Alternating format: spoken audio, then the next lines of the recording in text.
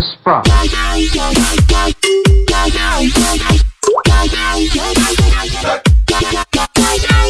మీద మనం దీని మీద మనం నుంచుంటాం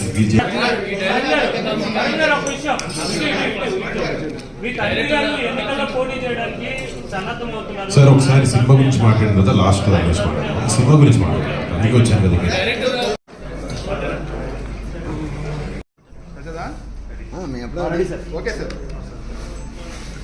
అందరికీ గుడ్ ఈవినింగ్